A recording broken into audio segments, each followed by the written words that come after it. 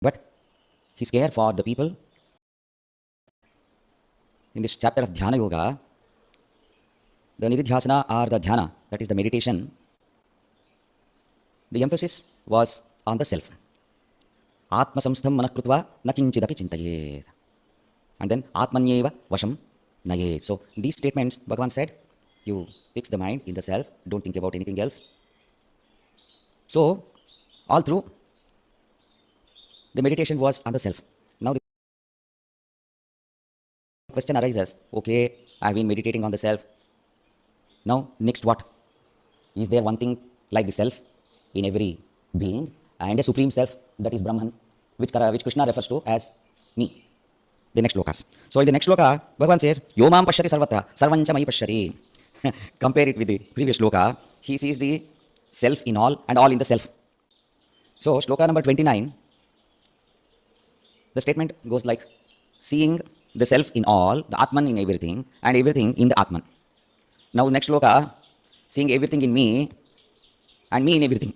So when Krishna refers to it as Mam and Mayi, which are the Vibhakti Rupas of Aham, Aham, Avam, Vayam. So if you write sloka number 29 on the left hand side and the sloka number 30 on the right hand side, then you will get self is equal to me. That is, what you have been meditating as the self, in a sense, is the ultimate. Otherwise, harmonizing slokas number 29 and 30 becomes difficult. So they should not appear to be conflicting, contradicting. That means you go a step further. Now the sense of me in us is so strong, so deep-rooted. It has been nourished, sustained, empowered in millions of lifetimes, in billions of experiences. So the first step is to expand that, the little petty me, which is confined only to this physical frame with its boundaries and limitations, and a little subtler, the mind, intellect, one's storehouse of all the experiences, the memory. This is what one is latching onto and think that is me, thinking that is me. So through meditation, what happens? That barriers are pushed further. This is what we do in the happiness program, belongingness. Before it was, introduction was, I belong to you. Now it is Sangachatvam. So you push the barriers further. Now when you push the barriers further and feel the belongingness with more and more, whether it be beings or things or even the physical boundary. That is, as this me undergoes an expansion, already the growth has started. You feel the oneness with all that. Then their happiness and misery you share. This is what happens in a family. Somebody is severely ill, then you really feel it. You are also down. Now as you meditate, what happens? This sense of belongingness also expands. That is why, whether it is in your village or your state, which has been, let us say, not just a physical boundary, language-wise, culture-wise, even religion-wise. There also there is an identification. When there is something happening in some other part of the country, you feel for it. May not be with the same intensity when it happens to somebody close to you, in your family or friend circle, but still that is there. And when you feel responsible for the whole country, when you feel that the whole country is yours, and each and every citizen is your own, then everything that is happening in some corner of the country, definitely it affects you, and you take responsibility. In fact, that is one of the qualifications required for a leader who rules the country.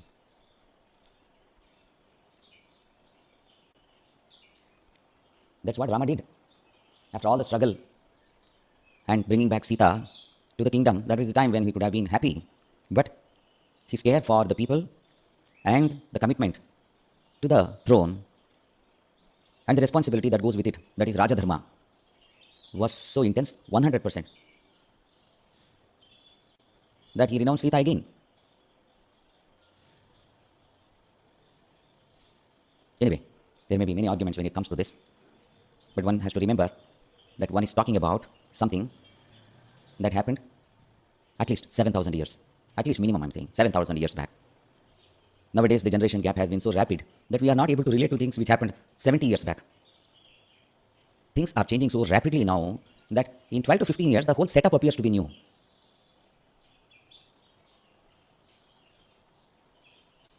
The teachers, the college professors, faculty, the laboratories and the syllabi, What was there when they joined as lecturers or whatever, and what is now, there is a world of difference. Anyway, that apart. So, these are the yardsticks with which you see whether you are progressing on the path, you are in the right direction. If through sadhana and meditation, one lands up in a state of mind where one feels, oh, in English they say, holier than thou attitude. I am superior, I am spiritual, I am a vegetarian, I do sadhana, I am a senior sadhak.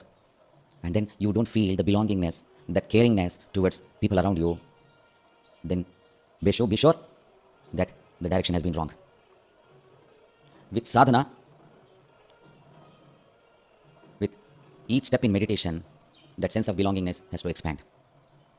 You feel for people around. You are not disconnected from the world that way. Because the ultimate state of belongingness, when you feel the belongingness, feeling the belongingness means there is suffering somewhere, and you also feel that as if it is your own. You don't judge and present a scheme of logic to show that they are wrong, they are suffering because it is their karma, they have done this or that in the past. That sort of an indifferent attitude definitely implies that somewhere you have taken a wrong turn.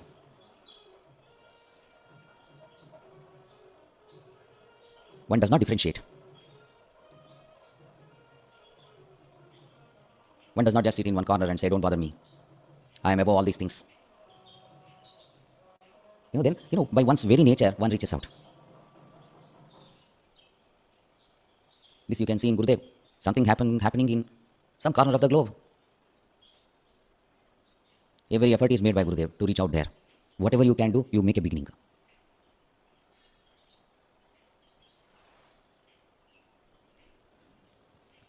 There is a saying in Sanskrit, Subhashita, Udara Charitanantu Vasudhaiva Kutumbakam.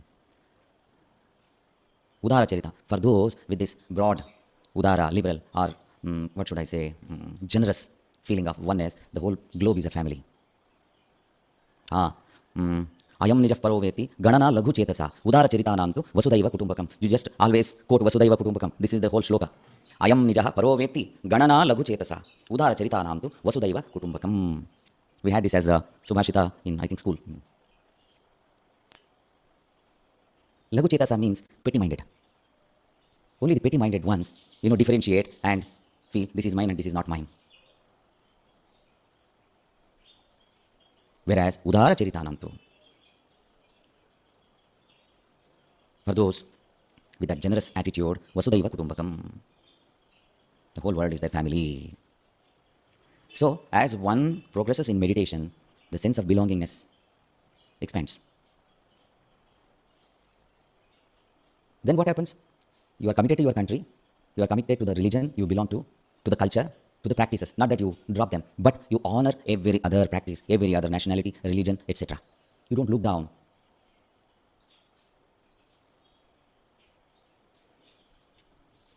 I don't know how many of you have read Gurudev's that earlier book, Bang on the Door. You read that. Gurudev touches upon these aspects, that belongingness. So he has given that order also.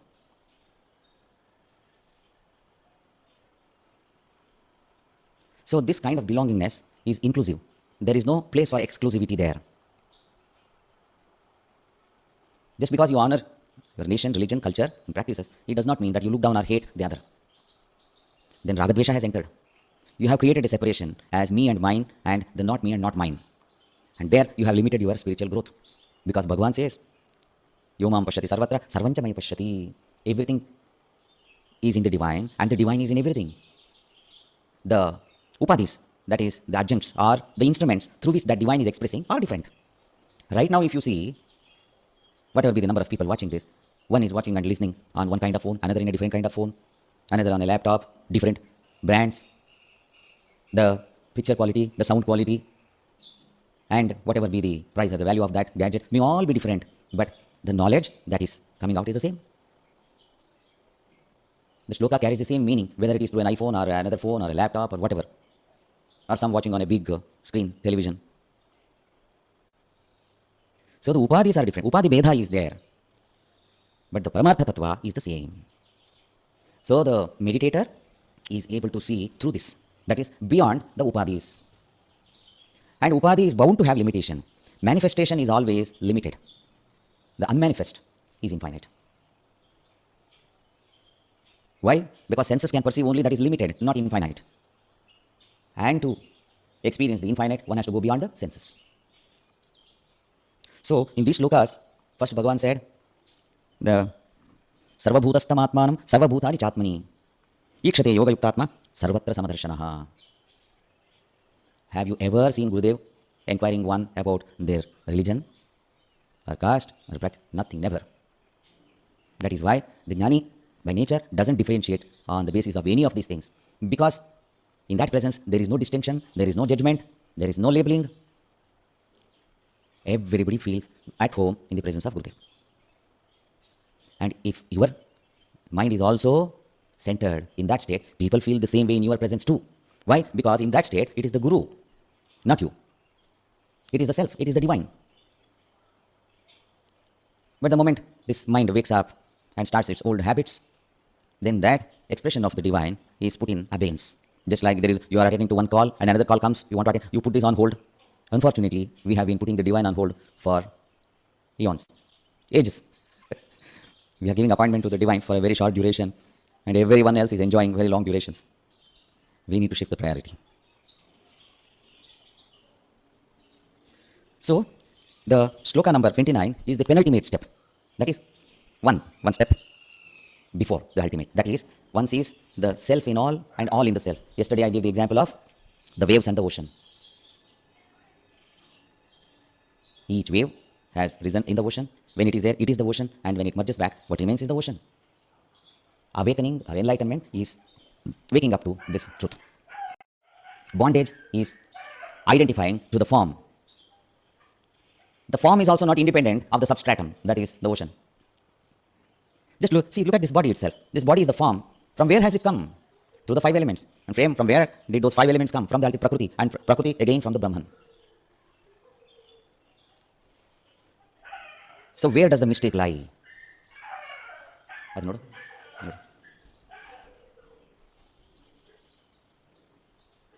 So form also is of the divine itself. Form and the formless. This distinction is because of 2 factors. One is the limitation of the senses. See, for example, now the senses are able to differentiate the boundary of your laptop or the cell phone, this hand or the entire body, because the eyes can perceive up to a particular extent. Now, if you take a microscope and go on expanding it, then the boundaries drop off, because then everything boils down to atoms. So here you have atoms, electrons, they're outside. So it's all the fundamental particles. At least let us take it to that stage. And if you go further, it is all energy. There are no boundaries. So first thing is, the sensory perception is limited. And of course, that you have to have for vyavahara.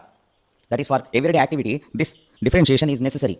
Because if, let us say, roti is served on the plate, and the eyes do not tell you which is the plate and which is the floor, you go on searching on the floor and there is no roti. And in fact, you have to differentiate between the plate and the roti. And more so, your plate and the plate of the person sitting next to you. So, for vyavahara, this differentiation is necessary. Senses are designed for that. Don't blame the senses. The second aspect is thinking. Through thinking, we differentiate. More than the senses, it is thinking which plays havoc. First, I identify me, and then I have already differentiated the not me. And then what I like, what I don't like, all that stuff starts, and the thinking